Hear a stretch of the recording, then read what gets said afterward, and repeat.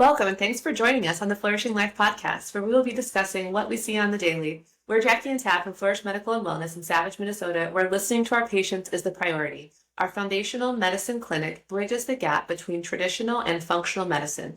We are pattern recognition specialists that focus on individualized patient care and health optimization. With a combined 30 years of medical experience, our goal is to provide insights that will help you take control of your health. Be sure to follow us on Instagram at Flourish Medical Wellness and on our website, flourishmedicalwellness.com, to stay up to date with what's happening at the clinic. The following content is the opinion of Jackie and Tad Tewes and is not intended to diagnose or treat any medical conditions. Please be sure to speak to your healthcare provider for your unique needs.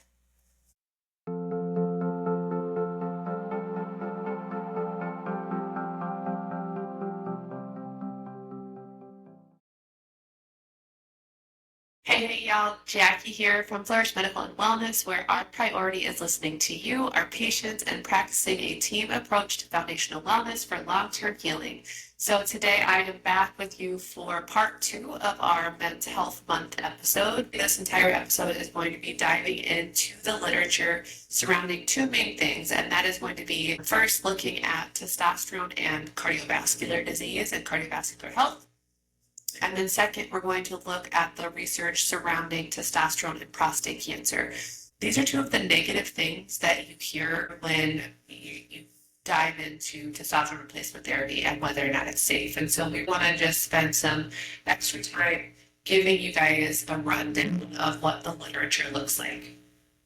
So as I mentioned in the previous episode, the Traverse trial was the main study that took away that black box warning for testosterone replacement therapy and cardiovascular risk. This study was done in 2018, from about 2018 to 2023, so fairly new. And it specifically was looking at the effects of testosterone replacement therapy and cardiovascular safety. So this study was a randomized, double-blind, placebo-controlled trial. So that's the highest level of evidence that we look at when we're looking at research and literature. So what that means is the subjects were completely randomized. There was no bias or selection for specific ones. It was double-blind, so they didn't know who was who or what was getting what, and placebo-controlled. So that means we're comparing a treatment group to someone who did not receive the therapy. Again, this is the highest level of studies when we're looking at literature and research and being able to pull data and information from that for practice purposes. And so this specific study was looking into the cardiovascular safety of testosterone replacement therapy in men with low levels of testosterone who had already had an increased risk of cardiovascular disease. So in the study, there were 5,246 men between the ages of 45 and 80, and each of them had at least one cardiovascular risk factor to be able to be enrolled in the study. The participants of the study either received a testosterone replacement therapy gel or a placebo gel, and they used the gel for up to 3 years. The primary measurement of this was using what's called MACE, or the Major Adverse Cardiovascular Events. These included things like myocardial infarction or heart attack, stroke, and then cardiovascular related death. The study found that there was no significant difference in the rates of these events between the testosterone treated group and the placebo group. There was a lower trend in the MACE events in the testosterone group, actually. So lower rates of MI, stroke, and cardiovascular death in the patients who were given the testosterone replacement therapy versus the placebo group. Other outcomes that they found from this was that the sexual function, muscle mass, bone density were higher and more favorable in that testosterone treated group. This study helped to get rid of that black box warning surrounding cardiovascular disease and testosterone replacement therapy. And so what we find is that even men with a risk of cardiovascular disease, that testosterone therapy is indeed safe for them. In fact, it might be protective, as we saw decreased rates of those events in those men who were on testosterone replacement therapy. Okay, so the Traverse trial was really the big, most recent study that we have surrounding cardiovascular disease and testosterone replacement therapy, but there are a few others, and so we'll touch on those as well. So from the New England Journal of Medicine in 2016, there was an article published by Snyder, and the article title is Effects of Testosterone Treatment in Older Men. What they did here was they looked at 790 men ages 65 and up with a testosterone level less than 275. Again, this was a placebo-controlled trial, and so the participants received either the testosterone gel or a placebo gel for 1 year. The measures that they used were looking at sexual function, physical function, and then vitality. So what they found was that there was an increased serum testosterone level to the mid-normal range in those patients who were given the testosterone gel. And they saw significantly increased sexual activity. They saw a significantly increased sexual desire and erectile function, and a significant difference in the physical function of the men who were receiving the testosterone gel compared to those receiving the placebo. Those receiving the testosterone gel also reported slightly better mood and lower severity of depressive symptoms than those receiving the placebo. They looked at adverse events in the two groups. 7 men in each study did have major cardiovascular events during the treatment period. So equal number in both groups. So regardless of the gel or the placebo, it was 7 men in each. And during the treatment period, there were 2 men in the testosterone group and 9 men in the placebo group who had a major cardiovascular event the following year after use. So actually, fewer people who were given testosterone had a major cardiovascular event in the subsequent year. The men who received testosterone were more likely than those who received the placebo to report their walking ability had improved. And again, those receiving the testosterone gel reported increased sexual function, including activity, desire, erectile function, and improvement in mood and depressive disorders, as well as their overall energy. So this study showed the benefits of testosterone on quality of life, but it also found that males treated with testosterone had fewer cardiovascular events and hospitalizations than the placebo group who were not given testosterone. All right, JAMA in 2015, effects of testosterone administration for 3 years on subclinical atherosclerosis progression in older men with low or low to normal testosterone levels. Another randomized clinical trial. So again, this was a placebo-controlled, double-blind, parallel group randomized trial. It involved 308 men, 60 years of age and older, with low to low normal testosterone levels, so somewhere between 100 and 400. 156 of the participants were given the testosterone gel. 152 participants were given a placebo gel, and they applied this daily for 3 years.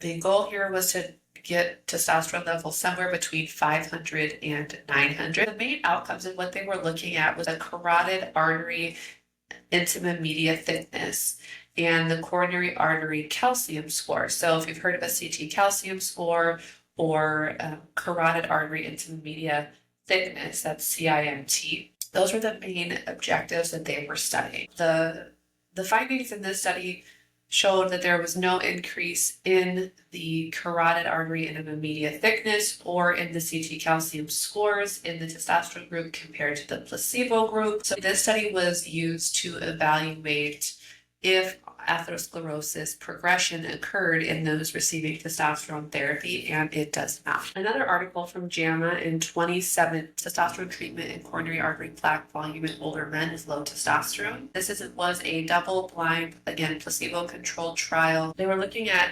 men 65 and older with an average serum testosterone under 275.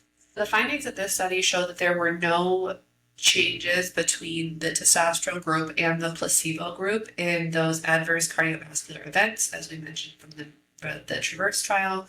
But also, the really cool thing from this one was when they checked the CT calcium scores, men who were on testosterone therapy had a median coronary artery calcification score starting around 255, and then when they repeated after treatment, it actually had gone down to 244. And then in the placebo group, those scores were at 494 and went up to 503.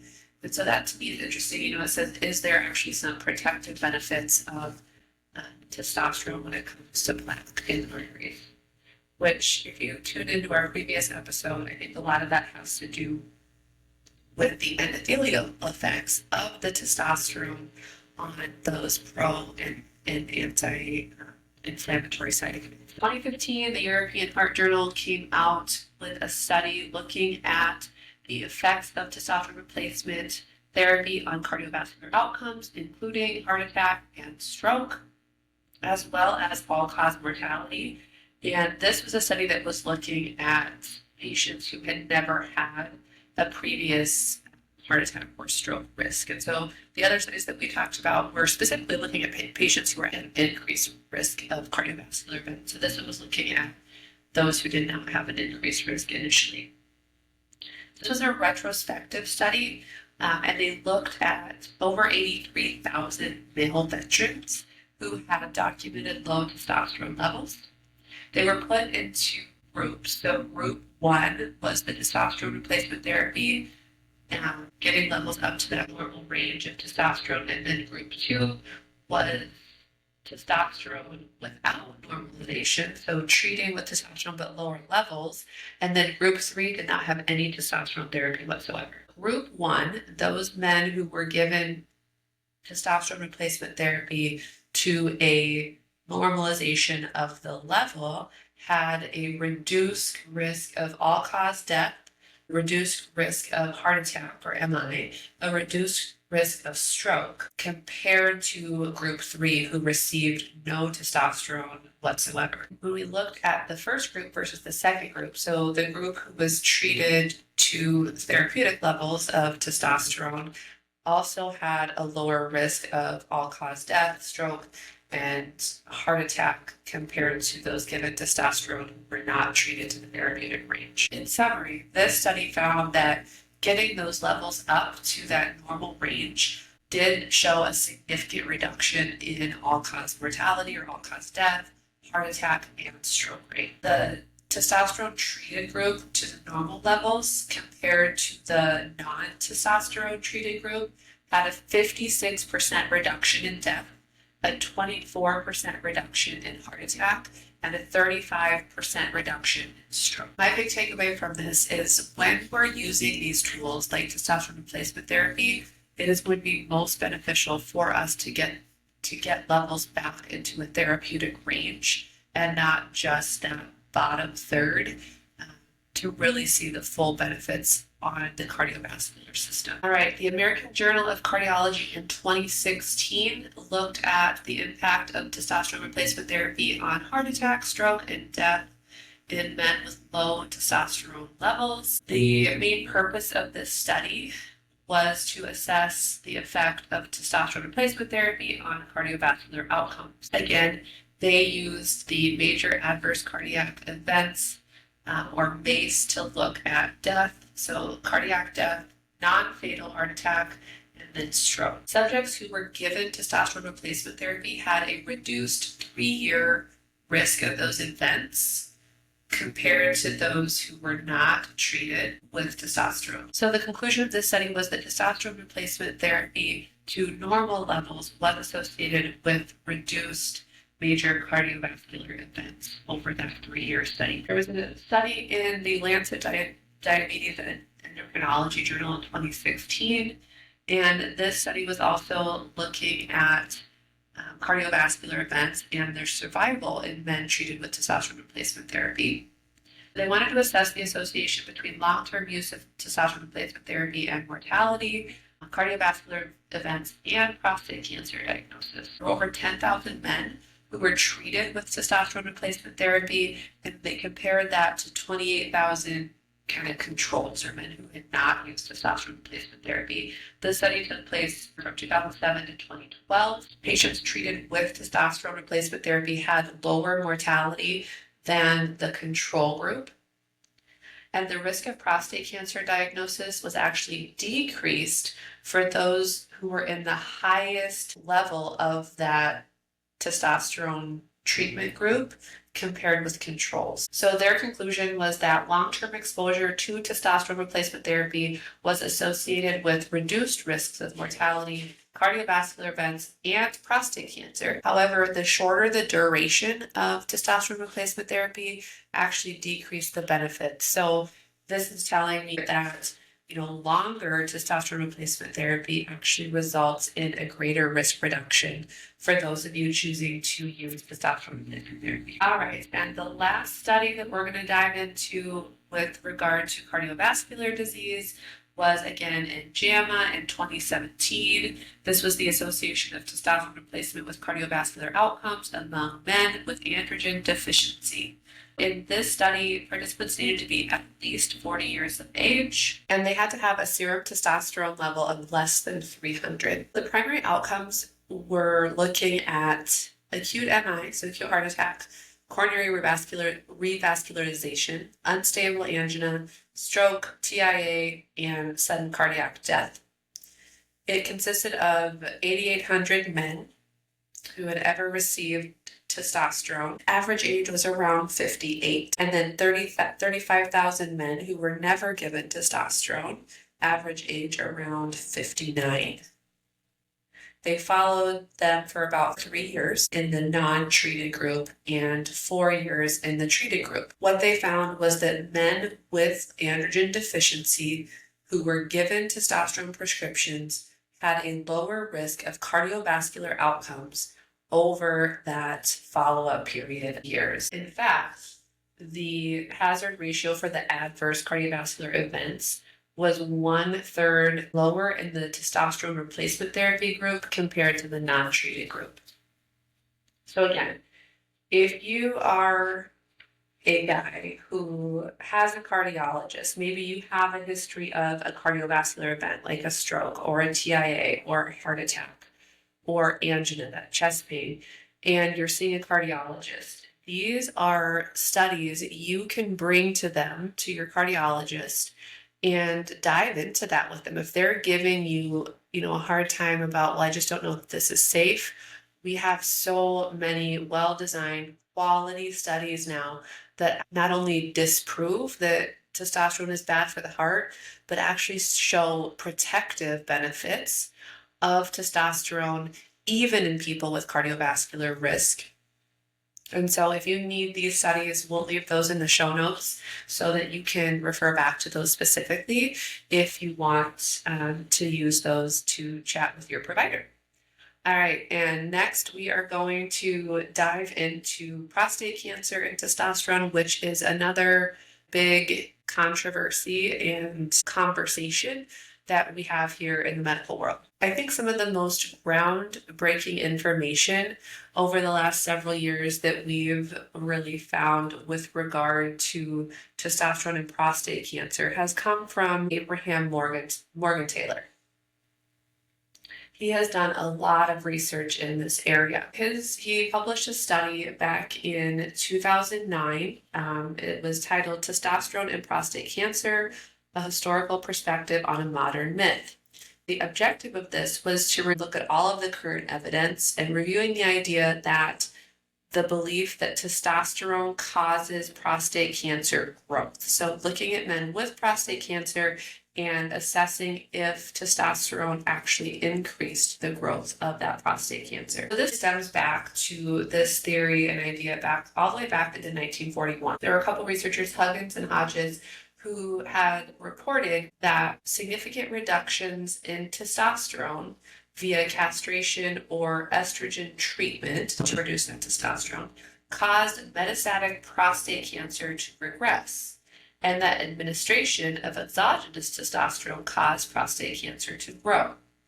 Interestingly, the idea that testosterone caused prostate cancer to grow was only based on data from one individual patient. In fact, multiple subsequent studies showed that there was no prostate cancer progression with testosterone administration.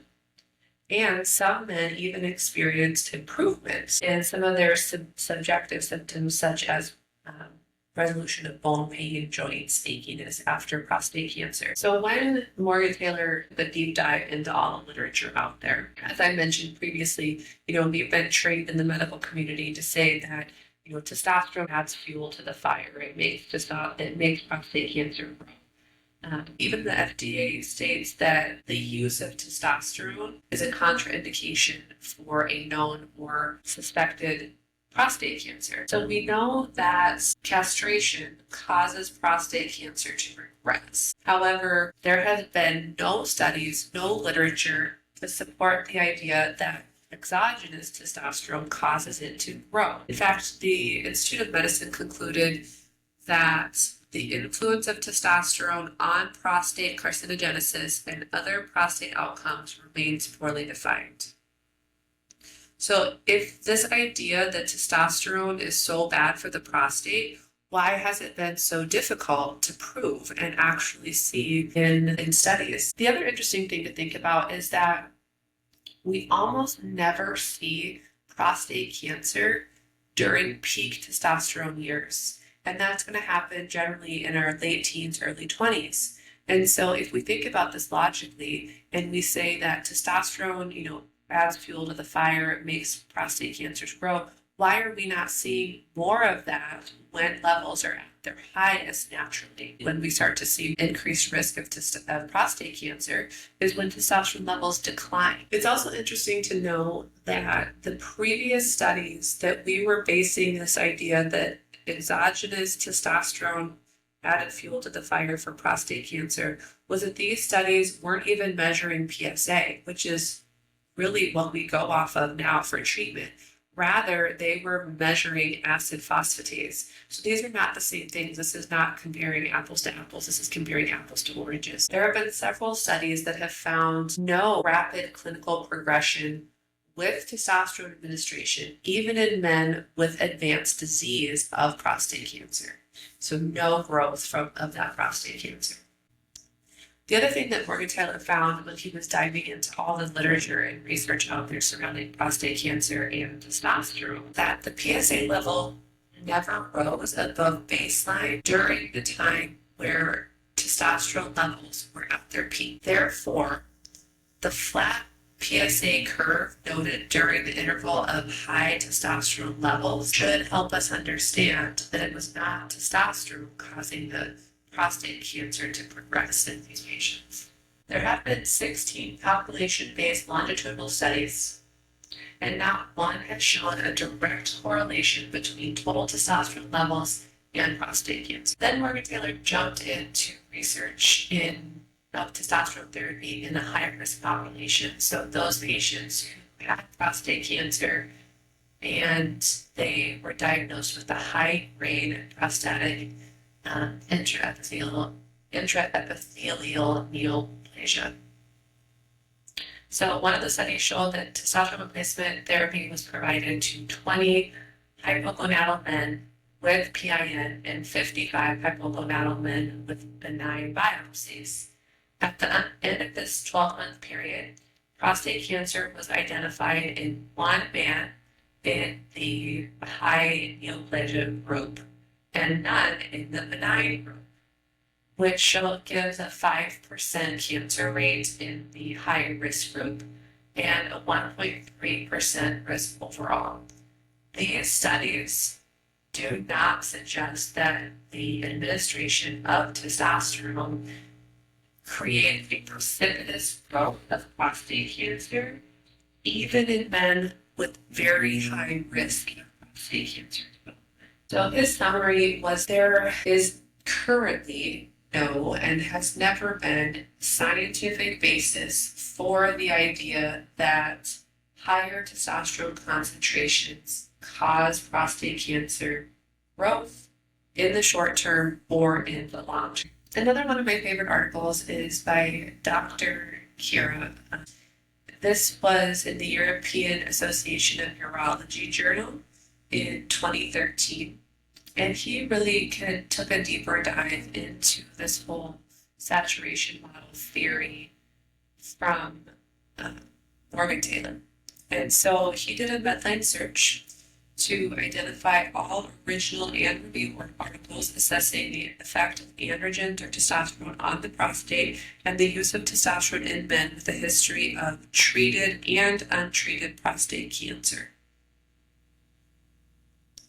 What he found was that the majority of studies demonstrated an association between low serum testosterone and poor prognostic features of prostate cancer, including high-grade disease. He also found that multiple studies showed testosterone therapy in men after treatment for localized prostate cancer show a low or absent recurrence rates. And there were some men with untreated prostate cancer who received testosterone therapy without any evidence of prostate cancer progression.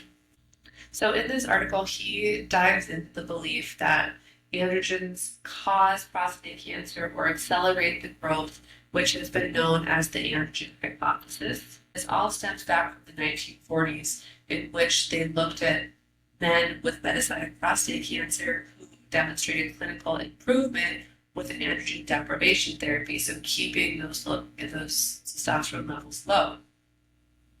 So it's concluded that low testosterone was protective, and the administration of testosterone to a man with existing prostate cancer is like feeding a hungry tumor or pouring gasoline on a fire. However, today, when we take a deep dive into all the available literature, all the research, there's overwhelming evidence that contradicts these basic principles.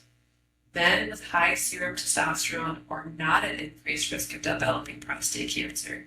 Low serum testosterone provides no protection against the development of prostate cancer, and some men with untreated prostate cancer have received testosterone therapy without evidence of any progression of that prostate cancer. The androgen hypothesis theory has now been replaced with the saturation model theory. And so if you are a man who has a history of prostate cancer, currently has prostate cancer, and you are working with a urologist or you're tracking a PSA, this is a really important study. Morgan Taylor and this study that I'm diving into now are really important literature studies to bring to your urologist to help them, if they're not aware, better understand all the data out there behind testosterone and prostate. The summary of the saturation model is that prostate tissue is very sensitive to changes in serum testosterone levels at low concentrations, but becomes indifferent to changes at higher testosterone concentrations. A threshold effect occurs in which increasing androgen concentrations reaches a limit, which is that saturation point, beyond which there is no further ability to induce androgen-driven changes in the prostate and tissue growth. This is why dramatic changes in the PSA are noted when serum testosterone is manipulated into or out of that castration range, whereas minimal or absent PSA changes occur when we see higher physiologic testosterone doses and higher testosterone levels in men. One of the studies that he looked at was a population-based longitudinal study, and there was no relationship between prostate cancer and serum testosterone.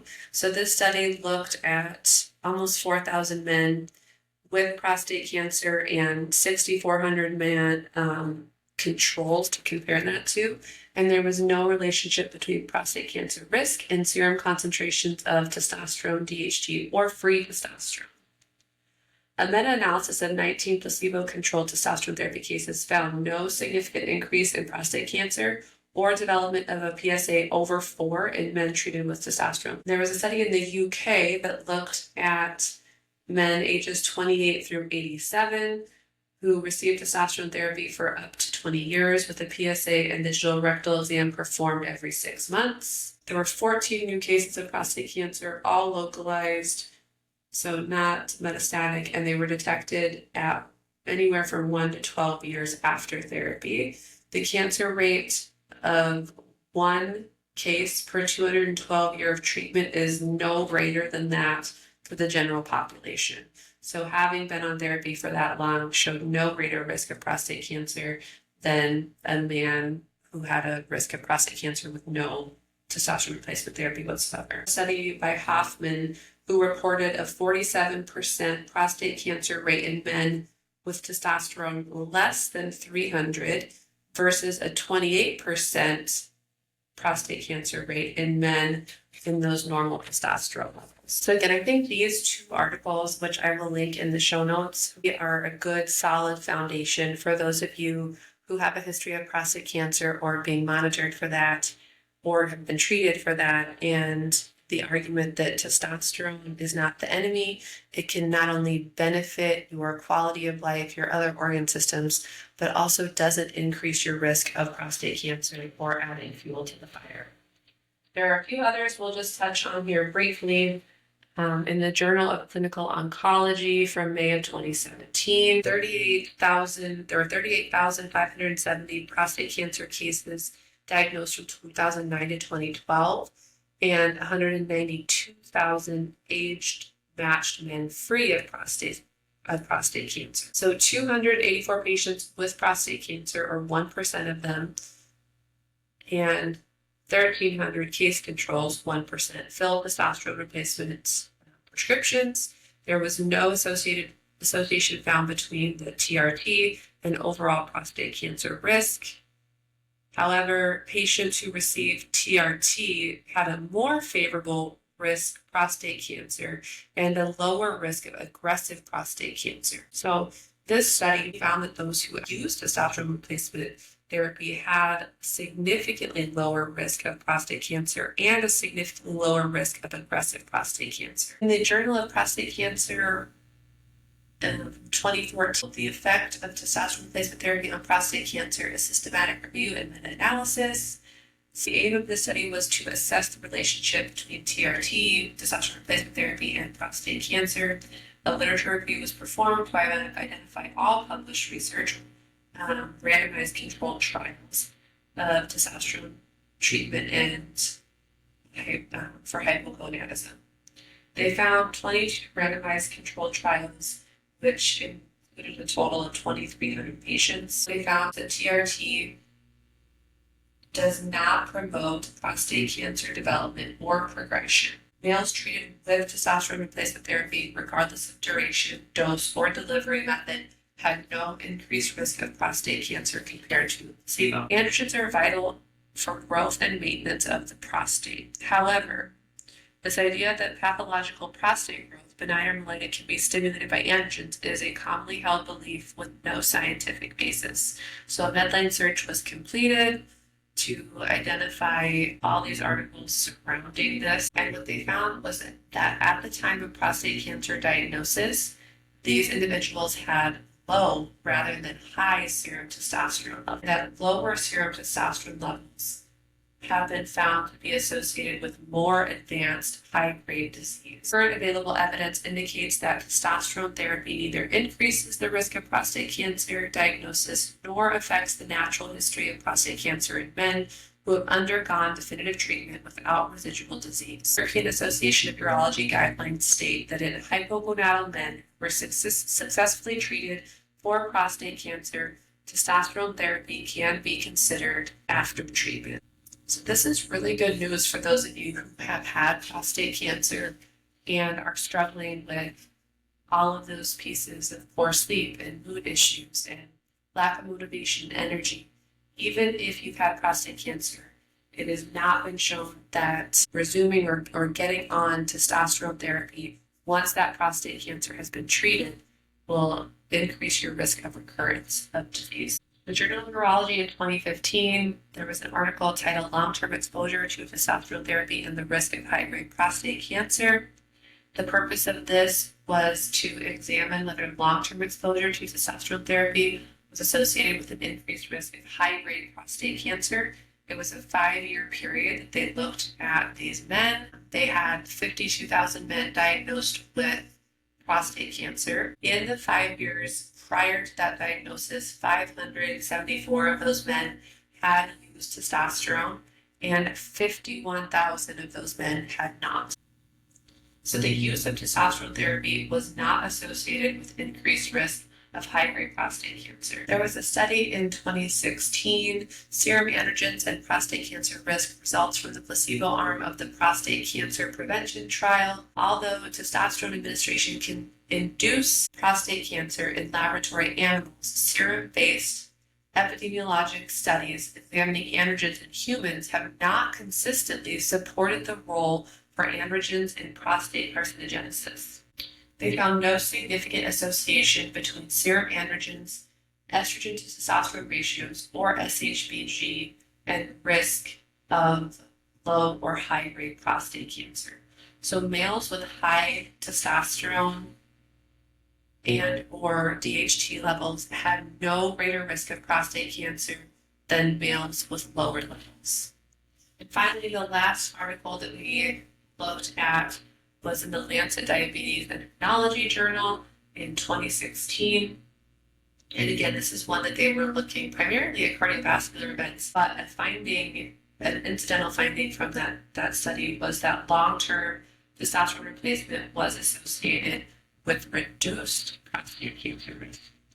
So again, if you find yourself in a situation where you have had maybe some comorbidities, some cardiovascular disease, some prostate cancer, or you're concerned about those things, there is plenty of literature, plenty of studies out there now to support you in this journey, knowing that testosterone replacement therapy is not increasing a risk for you cardiovascularly, and it is not increasing your risk of prostate cancer, even if you have a previous history of prostate cancer diagnosis and treatment.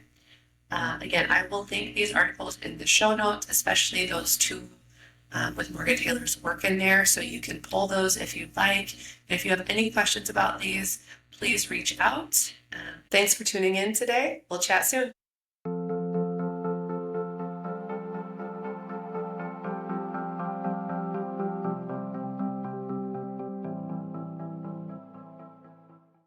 Thanks for listening in to the Flourishing Life podcast. You can watch this full video version of this podcast inside the Spotify app or on our YouTube channel. If you like this episode, please rate, review, and subscribe on your favorite podcast app, and be sure to share this episode with a friend, and follow us on socials at Flourish Medical Wellness and on our website at flourishmedicalwellness.com. The information on this podcast is for educational purposes only and is not intended to replace medical advice or to be a substitute for professional medical diagnosis or treatment.